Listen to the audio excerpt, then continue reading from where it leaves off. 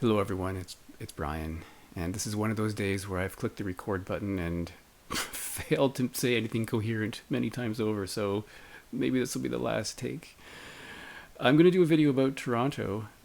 Toronto is my adopted home. I moved here in 1988.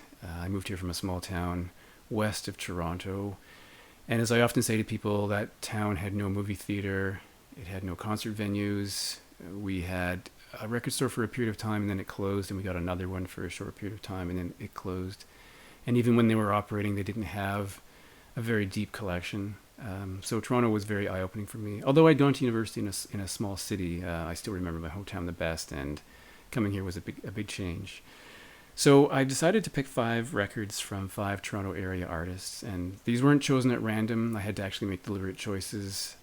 But I picked 5 that sort of occurred to me first. And there are so many artists from Toronto, this would take a long time to go through them all. So I may come back and do another segment, maybe featuring additional albums from these artists or different people altogether. So I'm going to start with a band that released a record in 1986. And it turned out that that record at the time was the largest selling independent record in Canada. It sold massive amounts of copies primarily based on one track on this record. So this is from 1986 from Stubby Records, and it's a band called the Shuffle Demons. The album is called Street Nicks.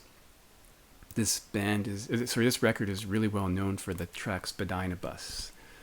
So those who don't know Toronto, or maybe if you do know Toronto, even if you don't know Toronto, you might know the Spadina. Spadina is a major street in Toronto. And for years, there was a couple of bus routes on that street. That bus route no longer exists because it was changed over to a surface rail. I guess in Toronto we call it a streetcar.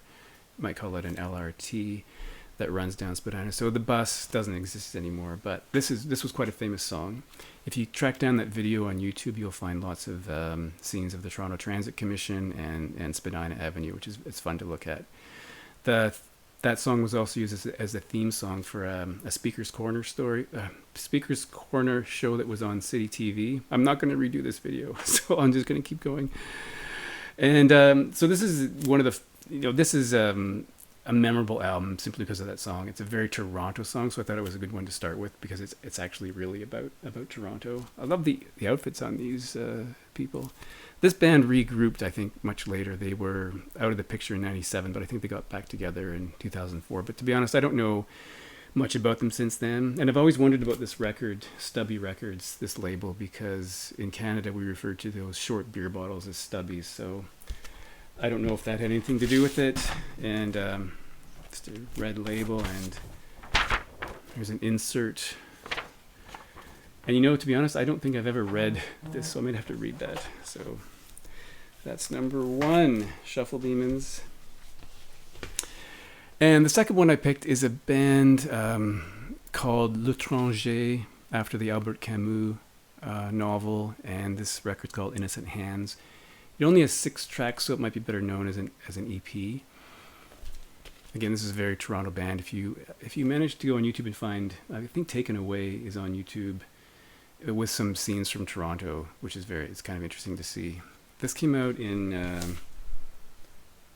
1982, and perhaps one of the most interesting things about this band is the 2 members of it. So one member is a guy called Charlie Angus, who in 2004 was elected to Parliament. So he's a member of Parliament for the federal government. So if you're in the States, for example, that's similar to a congressperson. And he still serves. He actually ran for the leadership of the New Democrat Party and finished second the last time they had a leadership challenge. Another member of this band is a guy named Andrew Cash, who went on to have a solo career. I have some of his records as well. And he ran for Parliament in 2011 and held a seat in my riding for 4 years. So I would see him all the time, especially during campaigning. He'd knock on the door and I'd talk to him. And of course, I knew who he was. I asked him about music and that sort of thing. It's interesting because at his campaign events, he would often sing his songs. So it was kind of weird to see a guy not having to bring in a musical artist because he is one himself. So I've talked to him many times. It's called a punk band. I'm not sure that's the best description of it, but you could argue that the lyrics take their cue from The Clash in terms of social issues. A major song of theirs was an anti-apartheid song on it that appeared on a different record.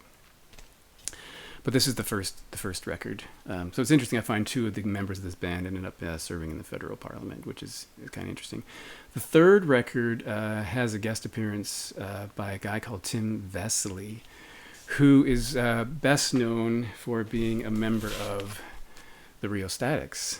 So this is a band from Etobicoke, which, Toronto is what we call a mega city. It's an amalgamation of a number of old boroughs that later became cities that merged into one administrative unit, ostensibly to save costs. Whether that helped, I don't know, or whether that was successful, I don't know. But this is their probably the Rheostatics' best record. It's their third record, not to be confused with the soundtrack they did for the film Whale Music. This is the record that came out 2 years before that. This came out in 1992. Now, the Rheostatics were active from 1978 to 2007, and they came back briefly, and they've been still performing and recording albums since then. I guess they broke up, but it didn't stick, I guess. So I'm just going to read you what it says here. Number 5 on Chart Magazine's top 100 greatest Canadian albums of all time.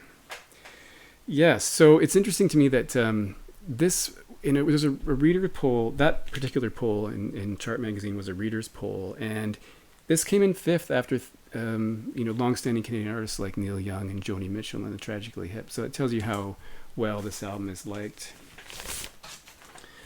So this was not pressed on vinyl when it came out. This is a reissue from a few years later with the CD right there.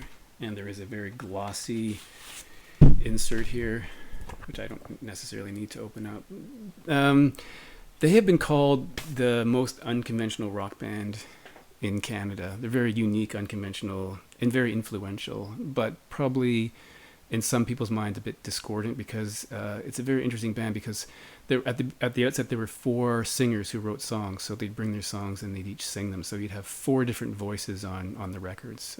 Dave Clark, I think, was the first to leave, and there's been a couple of personnel changes, but the core 3 members are still there, and they've had some changes in drummers and that sort of thing. But really interesting music, ranging from almost proggy elements to pop to maybe punky things. So really interesting.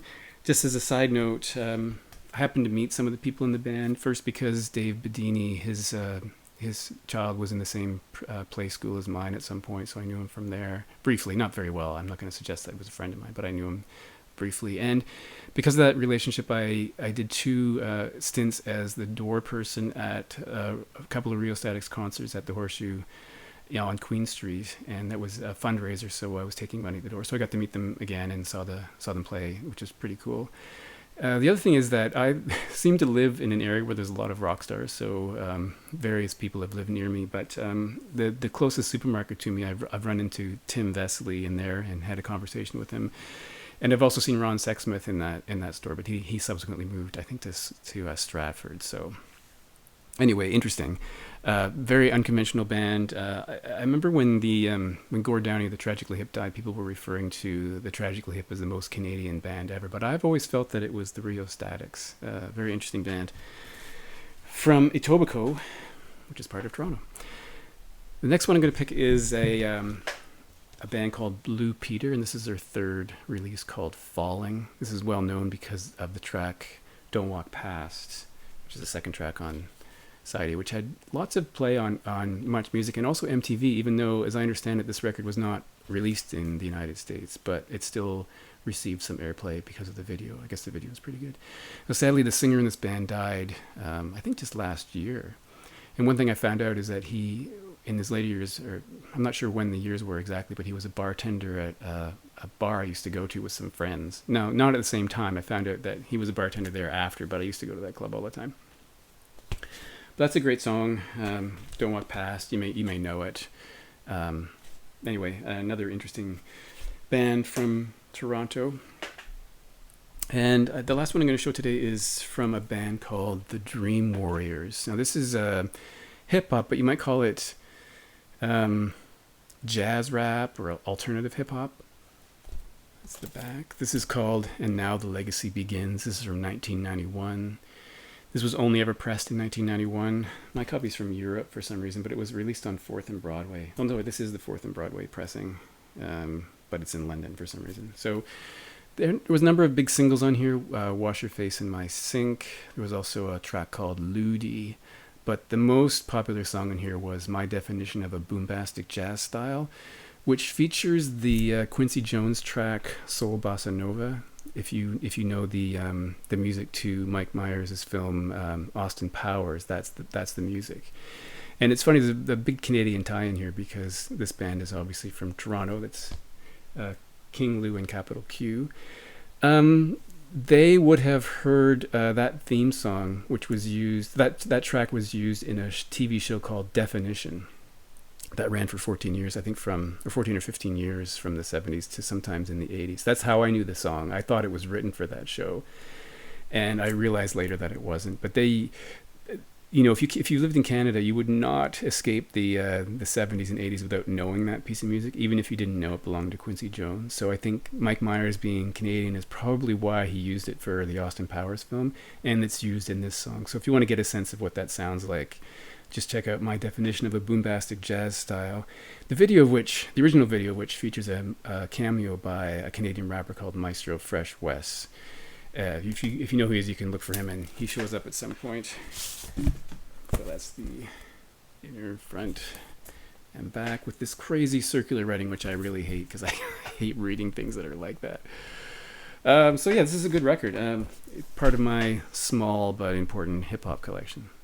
So there we go. I did it finally after so many efforts at failing to do this video. And I will likely do another installment of some Toronto records. So thanks once again for watching, and I'll talk to you later.